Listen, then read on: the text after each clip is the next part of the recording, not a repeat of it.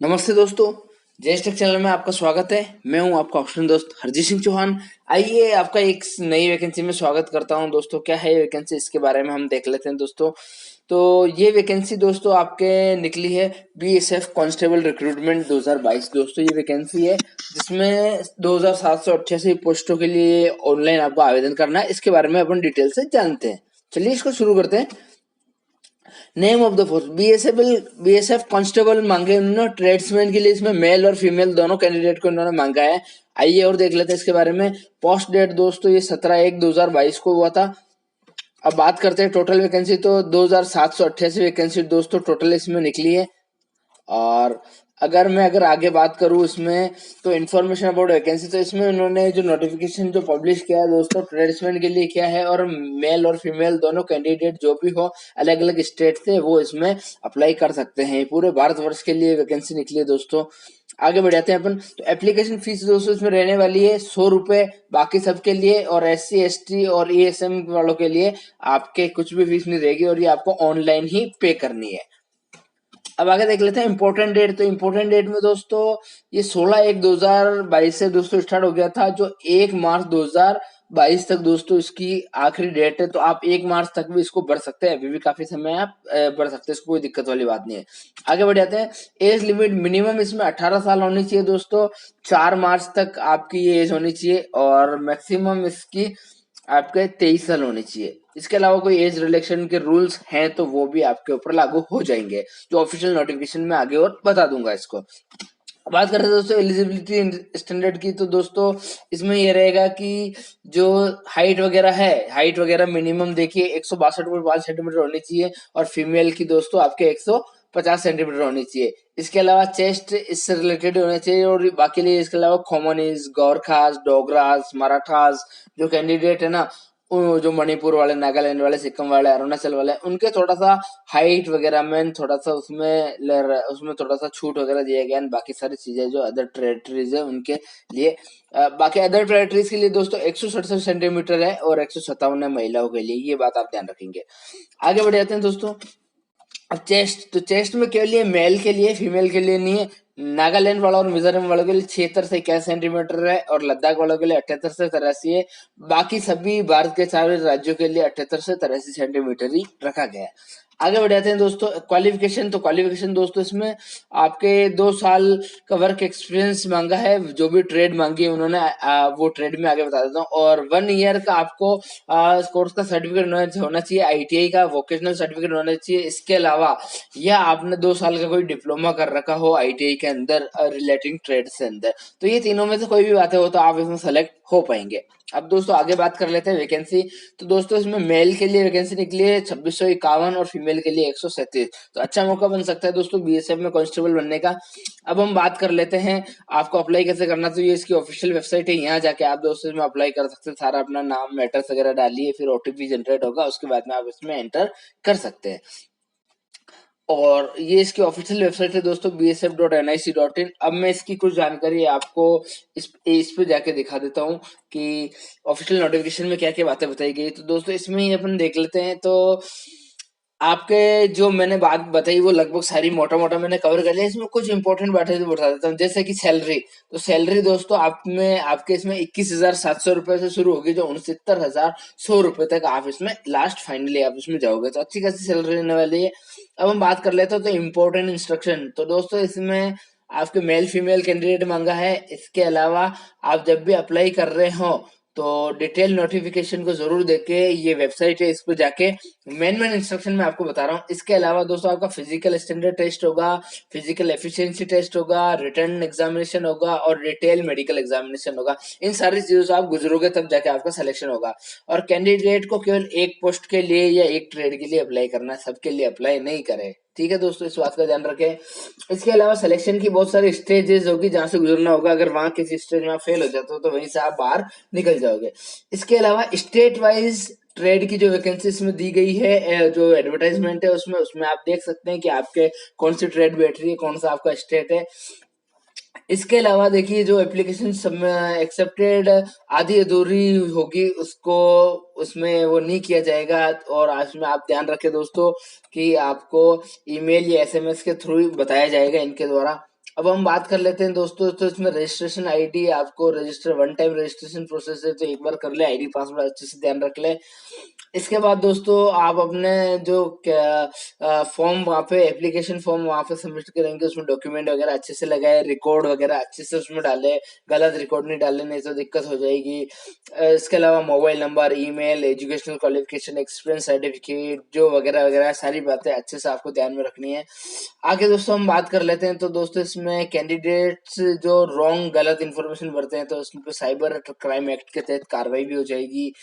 और इसके अलावा दोस्तों इलिजिबल या ब्लड फोटोग्राफ आप डाल रहे हो जो रिजेक्ट हो जाएगी आपकी दोस्तों, तो सही लेटेस्ट रिसेंट फोटो डाले आप दोस्तों इसमें। और इसमें physically handicap category are not eligible for the recruitment. Physical handicap वाले भाई साहब इसमें, भैया जो भी सिस्टर है वो इसमें अप्लाई नहीं करे, इसमें ये साफ इन्होंने लिख दिया है।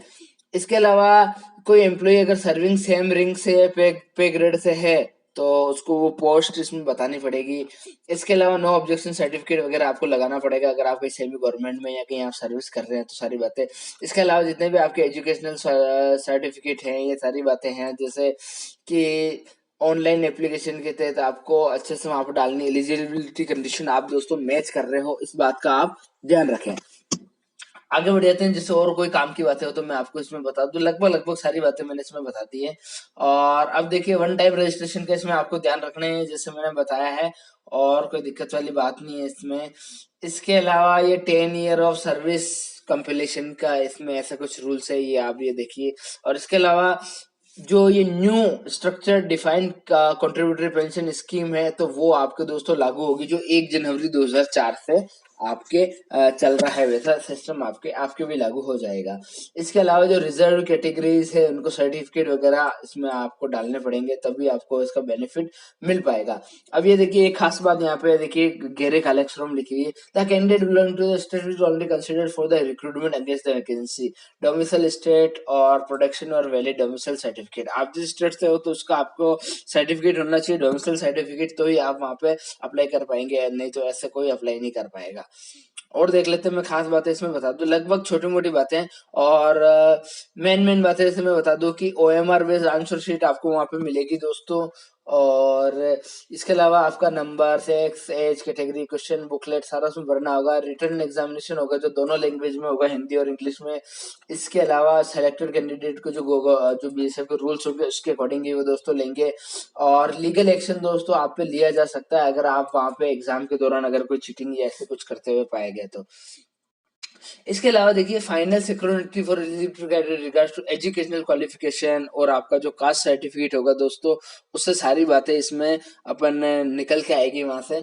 और तो वो सारी बातें आप दोस्तों अच्छे से डाल दे। इसके अलावा कोई आप आईडी प्रूफ वगैरह आपके साथ में ले, Aadhaar card, driving licence, PAN card जो भी हो अवेलेबल, तो ये मेन मेन मोटी मोटी बातें जो मैंने आपको बता दी है। अब दोस्तों हम बात कर लेते हैं डॉक्यूमेंट्स की, तो डॉक्यूमेंट पे 10th का पास का सर्टिफिकेट आपके होना चाहिए, वही डेट ऑफ बर्थ का मेन सर्टिफिकेट आपको माना जाता है, देखिए साफ साफ लिखा हुआ है यहाँ पे।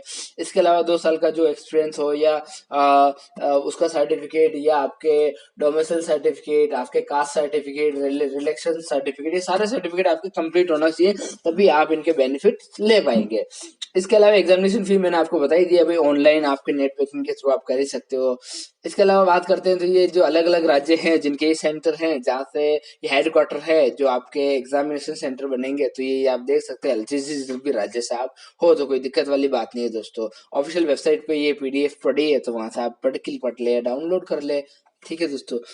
अब हम बात कर लेते हैं एलिजिबिलिटी कंडीशन क्राइटेरिया, वो मैंने बताया था कि भाई आपके ITI का सर्टिफिकेट हो 1 साल का या 2 साल वाला या जो भी हो, ये सारी बातें आपसे ये पूछ रहा है।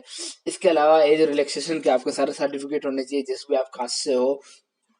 अब हम बात करें फिजिकल स्टैंडर्ड, मैंने बताया था दोस्तों गोरखा के उनके लिए थोड़ी सी कम मांग रहे हैं, और बाकी अपने जो जनरल कैंडिडेट है उनके लिए थोड़ी सी ज्यादा मांग रहे हैं, तो इसमें आप और देख सकते हैं।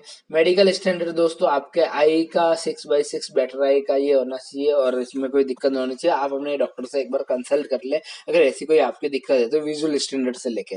बाकी इसमें जो 20/5/2015 का जो अमेंडमेंट रूल है उसके अकॉर्डिंग ये चीजें अप्लाई होगी। अब मेथड ऑफ सिलेक्शन बात नहीं आ जाती, मेन काम के बाद मैं बता दूं कैसे आपका सिलेक्शन होगा। तो दोस्तों इसमें पीएसटी और पीईटी दो टेस्ट हो गए। फिजिकल स्टैंडर्ड टेस्ट जो मैंने आपको बताया, इसमें आपके रेस होगी दोस्तों 5 किलोमीटर की, जो 24 मिनट में आपको कंप्लीट करनी रहेगी।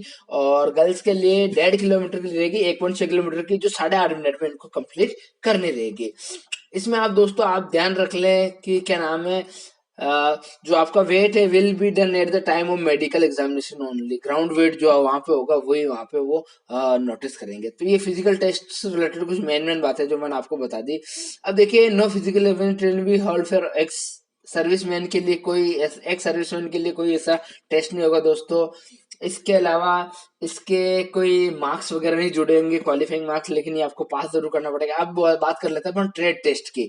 जो भी कैंडिडेट है उनको एक ट्रेड के लिए एक ट्रेड का टेस्ट देना पड़ेगा उनको वहां पे क्वालिफाई करने के लिए दोस्तों। और लेकिन it will not carry any marks, लेकिन इसके लिए कोई मार्क वगैरह नहीं जुड़ेंगे, लेकिन आपको टेस्ट देना पड़ेगा। जो क्वालिफिकेशन चाहिए डिजाइन, जैसे कॉबलर मोचे के लिए तो आपको स्टिचिंग वगैरह रिपेयरिंग वगैरह करवा के देखेंगे, टेलर है तो आपको सिलाई करवा के देखेंगे, कुक है तो आप खाना वाना बनवाएंगे आपसे, वाटर कैरियर है तो आपको पानी से रिलेटेड क्या क्या चीजें होती है सारी चीजें, washerman, barber, sweeper, carpenter, electrician. ये देखिए नॉलेज ऑफ मेन ज्यादातर अपने क्या बच्चे इलेक्ट्रिशियन आईटीआई के अंदर आईटीआई करते हैं, तो उनके लिए उनको नॉलेज होनी चाहिए भाई एसी क्या है, डीसी करंट क्या है, न्यू इलेक्ट्रिक फिटिंग कैसे होती है, ये आपके रेक्टिफिकेशन क्या है, फॉल्ट्स कैसे क्या निकालते हैं। तो ये सारी बातें जनरली आईटी वालों को बतानी चाहिए। इसके अलावा वेटर और ये माली, ये जो बाकी जो जनरल काम होते हैं वो सबको पता ही रहता है। मैं बात कर लेता हूँ इलेक्ट्रिशियन वालों की, क्योंकि ज्यादातर बच्चे इस ट्रेड में ही भरने वाले हैं।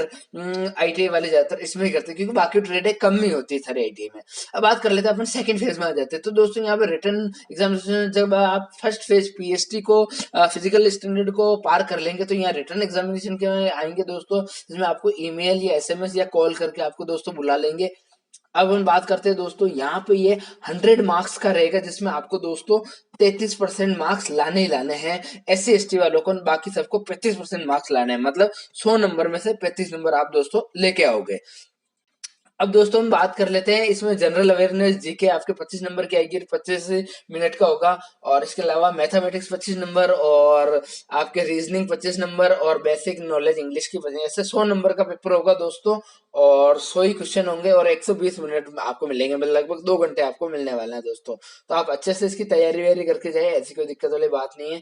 और 10वीं लेवल तक की सारी चीजें आएगी। और अब ध्यान रखें, ब्लू या ब्लैक पेन है वही आप कैरी करें साथ में, और 15 मिनट पहले वह एग्जाम से। अब आ जाते हैं अपन थर्ड फेज में। थर्ड फेज में दोस्तों आपके यहाँ पे मेडिकल एग्जामिनेशन होगा, और मेडिकल एग्जामिनेशन के अंदर सारी चीजें चेक की जाएगी अच्छे से, टैटू वगैरह और सारी बातें, आपके जो विजुअल जो आपके दृष्टि दोष है वो सारी बातें, उसके बाद ही आप दोस्तों इसमें अप्लाई कर पाएंगे। तो दोस्तों ये थी मोटी मोटी बातें। इसके बाद में आपका सिलेक्शन हो जाएगा, फिर फाइनल मेरिट लिस्ट वगैरह बनेगी। मेरिट लिस्ट के अंदर आपको बता दिया जाएगा इन्फॉर्म करके कि भाई आप इसमें क्वालिफाई कर रहे हैं या नहीं कर रहे हैं। और बाकी ये सारी बातें हैं, ये अप्लाई करना है जो मैंने आपको बताई दिया, ये ऑफिशियल वेबसाइट है, यहाँ से जाके आप अप्लाई कर सकते हैं। तो दोस्तों ये थी वैकेंसी पूरी बीएसएफ के बारे में। अगर इसके बाद भी अगर आपके कोई डाउट हो तो आप मुझे लिख सकते हैं, बता सकते हैं। मिलते हैं अगले वीडियो में। जय हिंद, जय भारत।